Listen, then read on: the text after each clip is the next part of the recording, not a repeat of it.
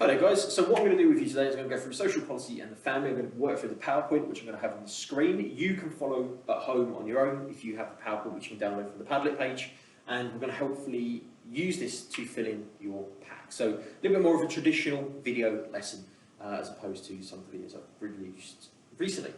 So, social policy and the family. First thing we need to think about, what are you going to be expected to do? What are you going to be expected to know? So the relationship of the family, we need to think about how the family relates to state policy.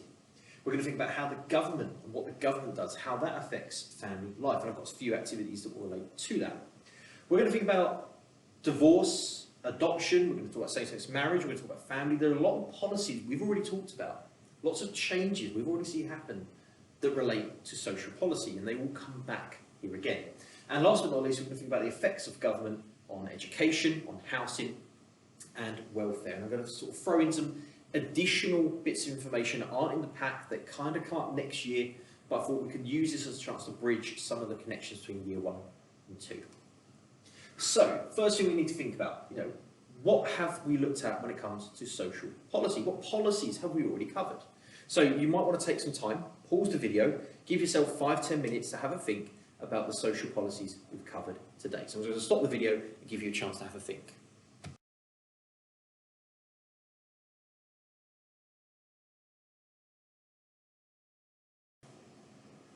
Okay guys, and we're back from that short break to have a think. So, when it comes to social policy, we've got loads of policies we've covered in family and loads that we've covered in education. Before I go through some of the education ones you can see here first. So, ERA, just and wise, we've covered the Equal Pay Act, which does have an impact on education. It's also going to come back and have an impact on family right here. We've got sex discrimination, we've got Butler, Sure Start, all these policies that we've covered at various points in the year and how they've changed the education system, and generally the ones that we want to think about here that we can build into families, the ones that changed the gender roles in the family, that changed the role of men and women and gave women more opportunity to work outside of the home. When it comes to the family policies, slightly different range here, but we've talked about civil partnerships and same-sex marriage as these have changed family relationships. We've talked about divorce, matrimonial family proceedings, family law. These all came up in a diversity section, looking at how divorce policy and law has changed. We've got child support agency, equal pay, sex discrimination, again, all coming back in because, again, these changed the role of women and it allowed women to exit the home and enter the workforce. That changed the dynamics of the family. Now, some contemporary issues, some issues to think about that things happening at the moment. Now, I've had a quick look on the news. Most of the stories on the news are dominated by discussions of corona and the outbreak and obviously what's going on there. So there isn't much happening in the way of family life. A lot of even the family stories do come back to education, connecting that link. So the idea of the policies in education, sending kids back, the free school meals, how these are affecting family life. But I did think beyond corona. So some contemporary issues we can think about is the impact of Brexit. How has Brexit affected family life? Now, some of the stories and some of the news articles I've read recently talk about how the change in freedom of movement and the change in the roles and the visa applications of different people means that we could see families being broken up. We could see people who do not complete or have the ability to stay in the UK, and that could create more lats in terms of living apart together. That could lead to breakdown of family relationships. So there are lots of ways that Brexit can have an impact on family on a small scale, even though it's a big national social policy. Other issues I thought about, and again I'm going to put this into the PowerPoint that I'm going to put on my Padlet or I'm going to send to you guys, is poverty. I think poverty is a really interesting topic, particularly when looking at the family. So if we think about policy and changes in poverty, there are 4.6 million children living in poverty. 1.3 million people who are pensioners living in poverty. It's estimated about 20% of the UK households live in relative poverty. So this is a really big social issue. This is a policy issue.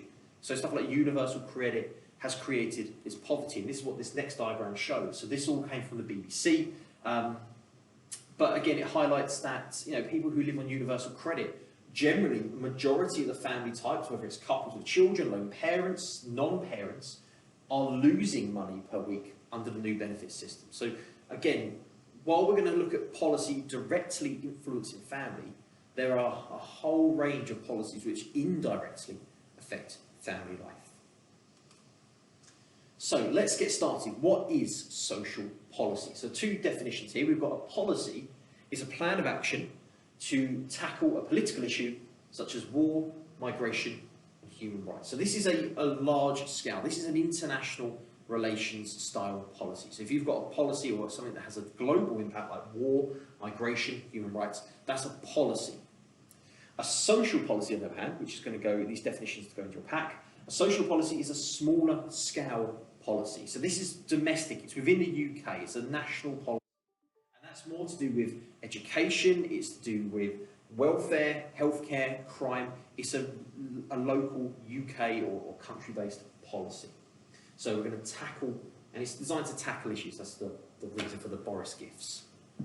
Now, slightly separate from the pack, one topic I want to flag up, which is something for next year, is social problems. The idea of a sociological problem and a social problem. So a social problem is something in society that causes harm to the way society works. It could be poverty, it could be crime, it could be underachievement, it could be inequality between men and women. These are the social problems. And there's a difference between a social problem and a sociological problem. I want to flag these up. So, a social problem is something that causes harm to society. It needs to be fixed, it needs to be addressed. A sociological problem is a theoretical concern. Something sociologists are worried about that has an impact on society, but maybe politicians and government aren't too bothered by it.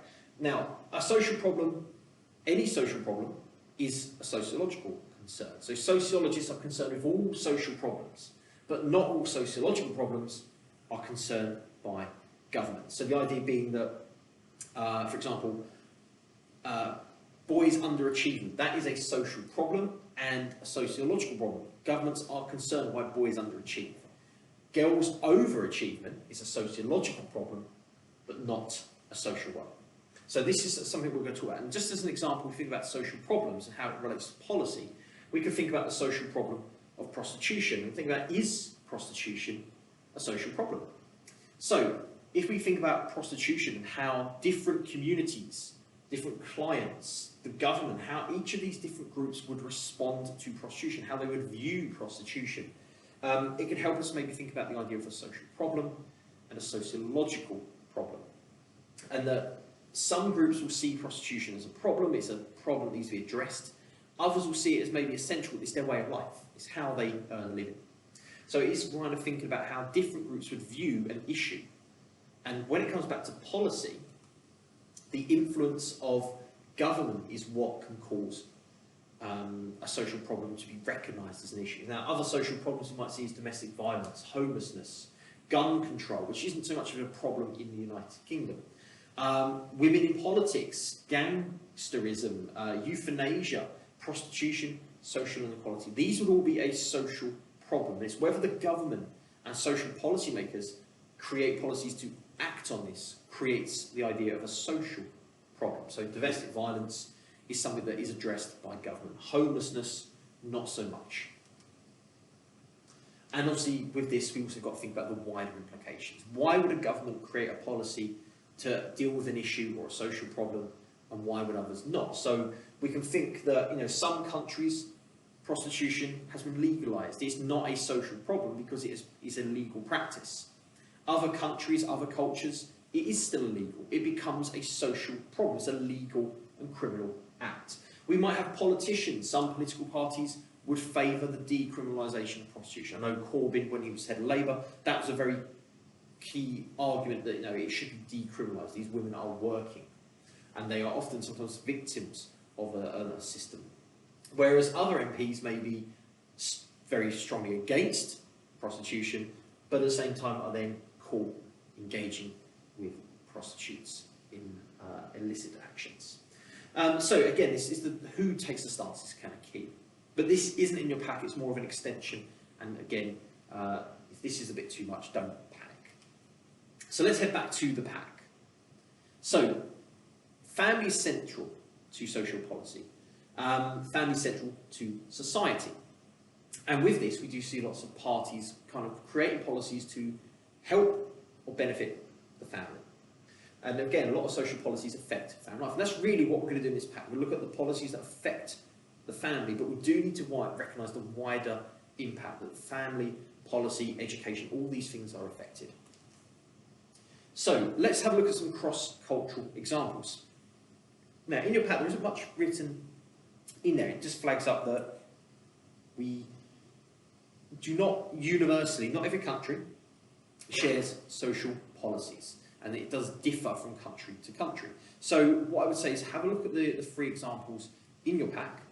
You might want to do a little bit of research on them. We're going to pause the video for a second, give you a chance to, if you want to go away, do some research, and then you can come back and we can discuss the answers. So I'm just going to pause the video and give you some time to think.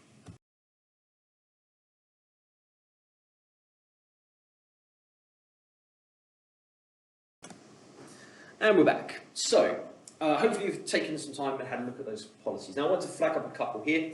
If you've got the PowerPoint, you can click on the picture and there is a news article beneath it, but just some research that I found. So when we look at China, for example, as a good example of a social policy difference. Now, I'm not saying the policy itself was good, but it highlights the difference in approaches to social policy. So China had the one-child policy that has been changed and adapted. It isn't as rigorously strict as it was. Families can have more than one child if they live in particular areas of the country. But this had a massive impact on family life because it affected allocation of benefits. It affected sort of values in the family. So you think about the emphasis on a male heir became really important in a lot of families, and children who were girls, there was often lots of issues with children who were girls being given up, aborted, or sort of just removed from the family. So couples who broke the engagements would then be cut off from government. They'd have to repay benefits. There's a lot of financial control on the family. And again, this has now changed to a 2-child policy, partially because the policy had an impact. It was about population control, but they sort of found some of these ageing population issues we found in demography, that there was not enough children to support the older generations. And they sort of saw this kind of growth in older generations. Now, another policy I thought about was the Nazi family policy. And again, historically, there were some interesting ways in which this policy controlled the family life. And again, the goal was the 3 Ks that the Nazis used. It was the Kinder, Kirche. I mean, again, my pronunciation is awful. But basically, children, kitchen, church. They were the 3 roles for women. So raise children, to be homemakers, and to be the moral entrepreneurs and the religious guardians of the family. And some of the policies that I found was that laws that encouraged couples to get married. Newlyweds were given 1,000 marks, or whatever the currency at the time was, 1,000 marks, and they were allowed to keep £250 of it for every child they had. So effectively, it was like you were given £1,000 loan, you're going to pay that £1,000 back. But if you have a kid, we'll write off 250. And it encouraged people, if you wanted to not pay that money back, you'd have 4 children. So again, it was a big push to encourage people to have children. Women who had lots of children were given medals and awards and certificates from Hitler. So you got like the gold, silver and bronze medals. If you had 8 children, you got a gold medal from Hitler and a little certificate and some money. That was a very admirable, and it was seen as a very good thing to do. Women could volunteer to have children. So you weren't married, but you could volunteer to have children of SS soldiers. So all these policies changed the family. It was all about encouraging women to have children. There was also lots of measures to remove women from employment. And again, this reinforces the kind of the children and homemaker role. And the last one on there was Romania's communist policies. And again, I didn't really know much about this, so I did a little bit of research as well. And there was this kind of abortion culture that was created. So the government forbid the use of contraception and abortions, and it led to massive amounts of women seeking illegal or home abortions, trying to cause miscarriages, and orphanages, because you couldn't not have a child. If you fell pregnant, you had to have the child. And orphanages across Romania, they became massively over-occupied with children that were neglected or abused or unwanted. And this was kind of the legacy of communism in Romania. So again, historically and socially and cross-culturally, policies vary. Now, the last thing to think about is left and right realism. That's what I'm going to pause on for this introductory video, which really just covers page 117. So, when it comes to social policy, we need to think about the left and right difference between the political spectrum. Now, I've got a couple of images, and again, we've looked at these before and in the past, and I will put some links in the bottom where I found these from. They're all from the TES, they're from other teachers, but I thought they were fantastic ones to show. So this one looks at political spectrum. You've got from the left to the right, and it talks about sort of the different parties along here, so the main parties in the UK, Green, Labour, Liberal, Tory, and UKIP. And it talks about some of the extreme ends. So central, we've got left and right centre. If you go far left, you end up with socialism, which is about representing the working class. It's about providing support, welfare and benefits. If you go even further left, you end up with communism, which again looks at, it's almost like the dictatorship and the extreme left. Everything goes to the state control, and it can be quite oppressive. On the right-hand side, go right, you've got conservative, which kind of comes under Tory, and again, it's traditional values, individualism, welfare state being reduced. There's a lot of difference between left and right. And if you go far right, you end up with extremism. And political spectrum is this idea that we are the politics in the UK does vary from left to right. And interestingly, obviously, the right wing we have in the UK, which, even like conservative right, which we see as, sort of relatively tame, is far more extreme than the extremist right in most European countries. So our version of left and right is kind of slightly more extreme than other parts of Europe. And again, it's sort of some stuff that's quite interesting to look into. As a different way of thinking about policy, I thought about it again, another image that I found from TES, and I'll put some links in the description for that. But again, using Coke cans as a political kind of compass. So you think we've got, if we go from the left, we've got Coke Life as the Green Party, which is all about supporting people, focus on the economy, the environment. Labour would be kind of like the Diet Coke. Traditional Labour, kind of Labour we're starting to move more towards with Keir Starmer, is again more towards the traditional Labour, so social justice, equality, working for people, and state intervention.